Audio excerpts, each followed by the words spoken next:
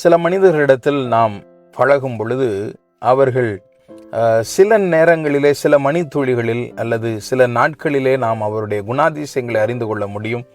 ஐயோ, இவர்களோடு பழகணுமானால் நம்முடைய வாழ்க்கையை இவர்களுக்கு எடுத்து விடுவார்கள், நம்முடைய நாட்கள் வீணாக போகும் என்று சொல்லி நாம் எளிதாக அறிந்து கொள்ள முடியும். அல்லது சிலருடன் நாம் பழகுவோமானால் இவர்கள் சிறப்பான மனிதர்கள், கண்டிப்பாக இவர்கள் மூலமாக நம்முடைய வாழ்க்கை நன்றாக இருக்கும் என்பதை நாம் அறிந்து கொள்ள முடியும்.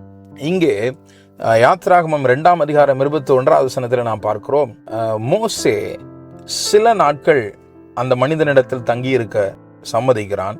அது அடுத்த பகுதி, அவன் சிப்போராள் என்னும் தன் குமாரத்தை மோசேக்கு கொடுத்தான். ஒரு அந்நியன், யாரென்றே தெரியாது, எகிப்திலிருந்து வந்திருக்கிறான்.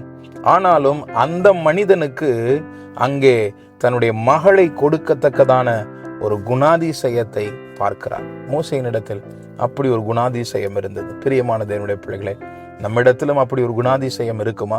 ஜனங்களை கவரத்தக்கதான குணாதிசயங்கள். ஜனங்கள் நம்மை விரும்புவார்களா அல்லது எதிர்ப்பார்களா அல்லது விரோதிப்பார்களா, நம்மை விட்டு புறம்பே ஓடுவார்களா? ஜனங்களை நம்மிடத்தில் கவர்ந்து கொள்ளுகிற குணாதிசயம் நம்மிடத்தில் இருப்பதாக. ஆமென்.